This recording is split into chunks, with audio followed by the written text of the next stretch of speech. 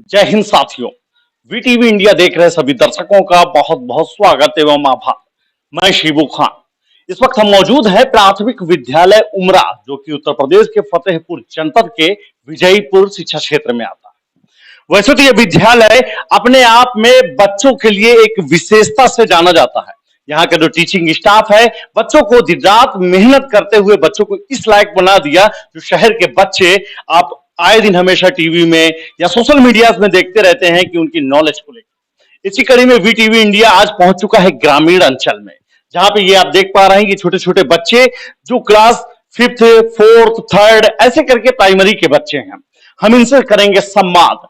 हम इनसे जानेंगे कि इनकी स्थिति एजुकेशन में क्या है। हम जानेंगे जनरल नॉलेज को लेके, हम जानेंगे हिंदी, इंग्लिश, मैथमेटिक्स को लेके, साथ ही अन्य तमाम विषयों पर। तो आइए शुरुआत करते हैं बच्चों से और सबसे पहले जानते हैं उनका इंट्रोडक्शन।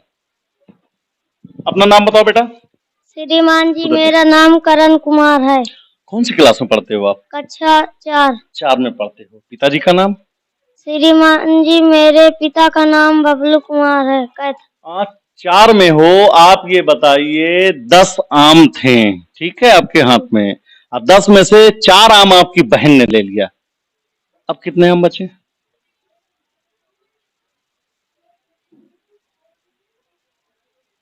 सोच लो। 6 आम। तो जिस तरीके से इस बच्चे ने बताया, मैथमेटिक्स का सवाल था, जनरल सी बात है। ये दूसरा बच्चा हमारे साथ मौजूद है। अपना नाम बताओ बेटा, उधर देखते हैं। श्रीमान जी, मेरा नाम अक्षय कुमार अक्षय है। मैं कक्षा 5 में पढ़ता हूँ। अक्षय जी बताओ, हमारे देश का राष्ट्रीय पक्षी कौन सा है? मोर। मोर, शाबाश। और हम जिस प्रदेश में रह रहे हैं, स्टेट, राज्य का, प्रदेश का नाम क्या है? उत्तर प्रदेश। तो जिस तरीके से आपने देखा, ये 5वीं क्लास का बच्चा था, इसने स्टेट के बारे में बताया, राष्ट्रीय पशु पक्षी के बारे में बताया। अब कुछ गर्ल्स में भी बात हो जाती है। बेटा अपना नाम बताओ सबसे पहले मुझे। श्रीमान जी, मेरा नाम शिवानी देवी है। मैं क्लास 5 में पढ़ती हूँ। मेरे विद्यालय का नाम प्राथमिक विद्यालय उमरा है। मेरे पिता का नाम श्री अवधेश कुमार है। इंग्लिश में बात कर लें थोड़ा सा। What is your name? Sir my name Shivani Devi. What's your father name? Shri Avdhesh Kumar. तो ये लड़की ने इंग्लिश में कन्वर्सेशन करते हुए अपना इंट्रोडक्शन भी बताया। दूसरी लड़की आपसे पूछे, खड़ी पूछो। बेटा अपना नाम बताओ। श्रीमान जी, मेरा नाम मोनिका मौर्य, कक्षा 5 में। पिताजी का नाम तेज क्यों नहीं बोल रही हो आप? स्लो क्यों बोल, डर क्यों रही हो? श्रीमान जी, मेरा नाम मोनिका मौर्य, कक्षा 5 में। पिता का नाम श्री राजू। चलिए आप 2 फलों के नाम इंग्लिश में बताइए, मालूम है?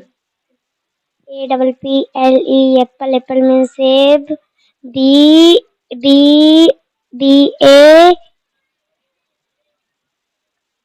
नहीं पता। दूसरा आता है, ऑरेंज आता है, पपाया आता है, नहीं आता। आप बताइए, मालूम है? APPLE एप्पल में सेब। MO। श्रीमान जी, मेरा नाम सोनम मौर्य है। मैं कक्षा 4 में पढ़ती हूँ। मेरे पिताजी का नाम श्री राजू मौर्य है। चलिए, हिंदी इंग्लिश पे चर्चा हुई है, अब आप खड़ी हुई बेटा। नाम बताइए। श्रीमान जी, मेरा नाम पूनम देवी है। मैं कक्षा 4 में पढ़ती हूँ। सब कुछ हिंदी में, पूरी इंग्लिश में क्यों बताया?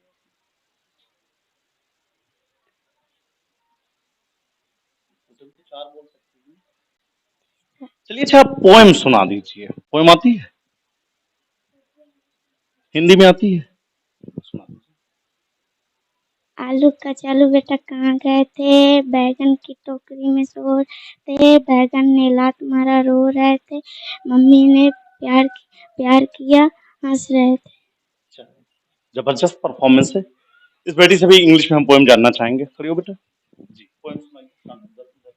Twinkle twinkle little star, hover under what you are, up a wonder what's so wild like in the sky. ठीक है, अब ये बताइए कि आपके प्रिंसिपल का क्या नाम?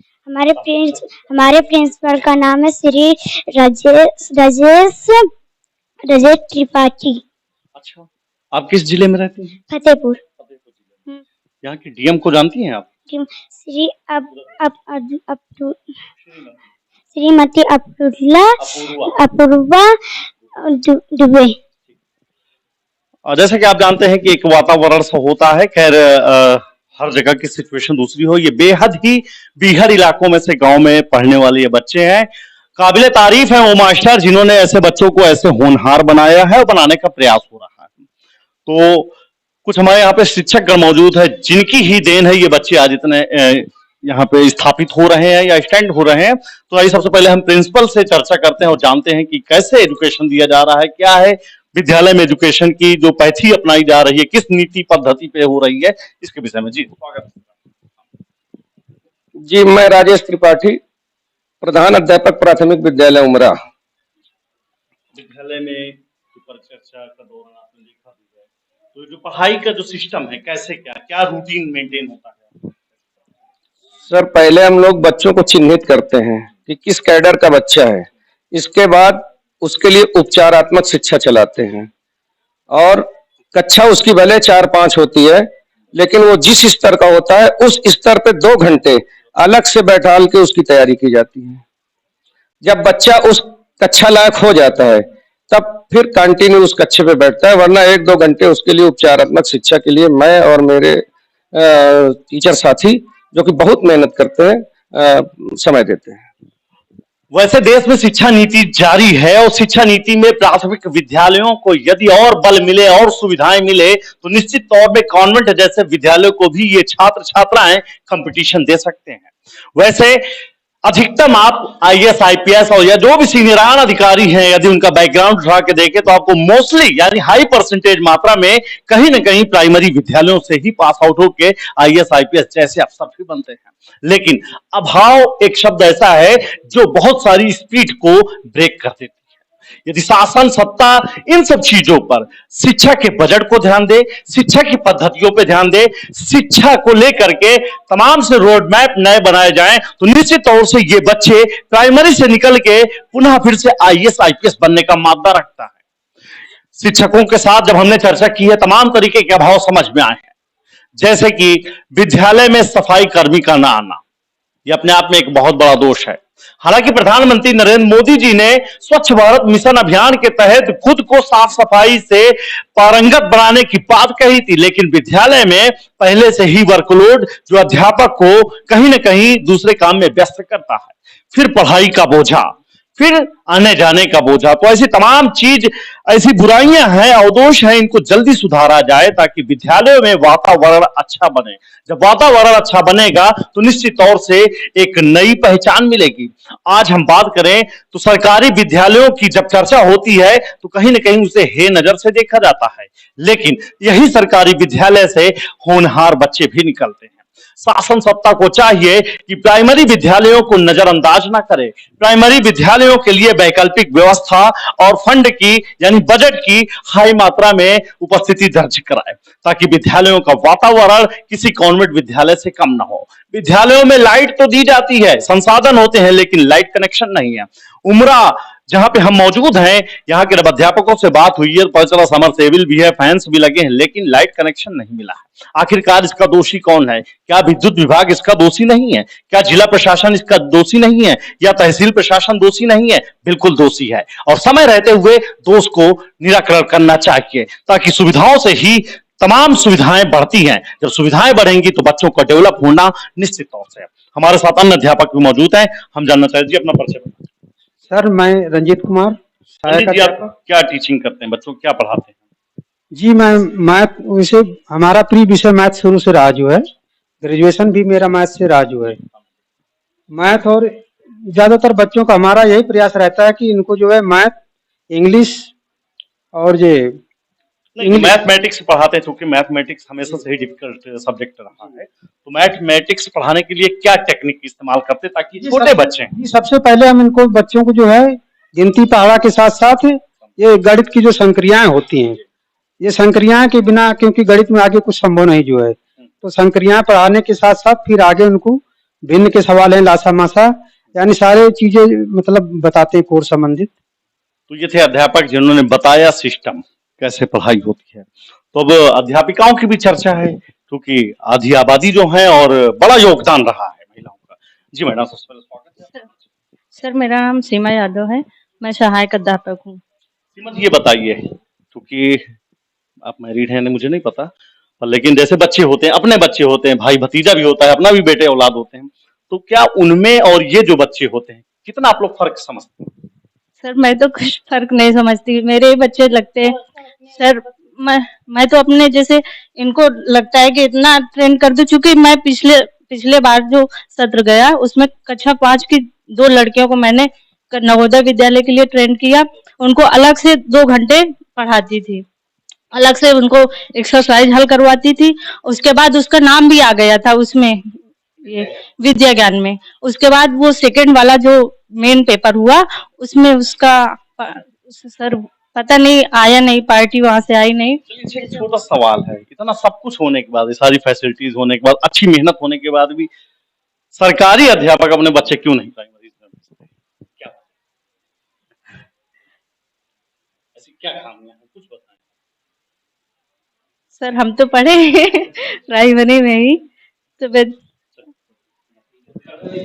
तो एक अन्य महिला अध्यापक भी हैं, हम उनके साथ चर्चा करेंगे। आप इधर आइए।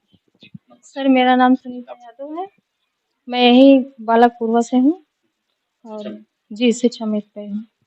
बच्चों को पढ़ाने का मतलब आप कौन सा तरीका अपनाते हैं? सर छोटे छोटे नहीं सर, मारते नहीं है, बिल्कुल अपने बच्चों जैसे ही रखते हैं स्नेह से, और ज्यादातर इनको रोकने का प्रयास करते हैं कि इनकी उपस्थिति ज्यादा बनी रहे।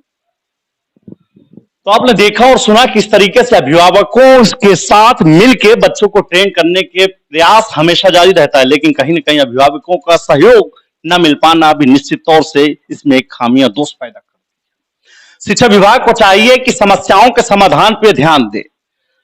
जैसा कि मैंने अन्य शिक्षकों से भी चर्चा की है, विद्यालय में समस्या के नाम पे पत्राचार होता रहता है, सालों साल बीत जाते हैं, लेकिन समाधान नहीं होता है। जब समाधान नहीं होगा तो आखिरकार कैसे उन्नति होगी? समय रहते हुए उत्तर प्रदेश की सरकार योगी आदित्यनाथ को चाहिए कि शिक्षा को देखते हुए तमाम तरीके से अन्य प्रयास करना चाहिए। जैसे जो मंद बुद्धि के छात्र हैं उनको एक्स्ट्रा क्लासेस दिए जाना चाहिए, टीचरों पे बोझ कम करना चाहिए। अगर ज्यादा बोझ है तो इनको क्लस्टर लेवल में या 2-4 विद्यालयों पे एक बाबू टाइप का या क्लर्क बेस में एक कोई ना कोई एक वैकेंसी क्रिएट करनी चाहिए। जैसे शिक्षा मित्र ऐसे बाबू को भी हम क्रिएट कर सकते हैं। पंचायतों में पंचायत सहायक रोजगार की अपॉइंटमेंट हुआ है, जो कंप्यूटर ऑपरेटर। इसी तरीके से विद्यालयों को मैनेज करने के लिए भी, क्योंकि आज की डेट में डीबीटी हो या कोई भी अन्य योजना, सभी मोबाइल एप्स के थ्रू या मोबाइल इंटरनेट के थ्रू ही करना पड़ता है, जिससे समय भी जाता है और स्वास्थ्य पर समस्या भी इसमें सामने देखी जाती है। तो शिक्षा विभाग से बस यही निवेदन है कि आज भी पंचायतों में चल रहे परिषदीय विद्यालय अपने आप में वो दमखम, वो मादा रखते हैं जो देश की एक पहचान बन सकते हैं। कॉन्वेंट विद्यालय से ज्यादा दमखम इन बच्चों में होता है, क्योंकि देश ज्यादातर आज भी ग्रामीण इलाके में बसता है। भारत देश की रीढ़ ही ग्रामीणों से ही होती है, तो ग्रामीणों पे फोकस देना सरकार का दायित्व होना चाहिए। वीटीवी इंडिया के लिए फिर से आप सभी दर्शकों का बहुत बहुत स्वागत, आभार करते हुए बताए चले कि वीटीवी इंडिया पंचायती सच कार्यक्रम लेके आ रहा है, जिसमें हम दिखाएंगे पंचायत में दशा या दुर्दशा, जहां पे हम चाहेंगे आपका सहयोग। तो इस सहयोग के साथ पुनः आप सभी से अपेक्षा है कि आप हमारा सहयोग करेंगे, और यदि आपके गांव घर विद्यालय ऐसे हैं तो आप वहां पे अध्यापकों के पास जाएं, रूटीन पे विद्यालय में जांच करें, शिक्षक समय पे आता है या नहीं आता है, मिड डे मील दिया जाता है या नहीं दिया जाता है, बच्चों की बौद्धिक क्षमता के अनुसार पढ़ाई हो रही या नहीं हो रही, पेरेंट टीचर मीटिंग हो रही या नहीं हो रही। यदि ग्रामीण जागरूक हो जाएंगे तो ऑटोमेटिक अध्यापक या सरकारी कर्मचारी अपने आप में जागरूक होने का दमखम रखना शुरू कर देगा। पुनः आप सभी दर्शकों का बहुत बहुत आभार।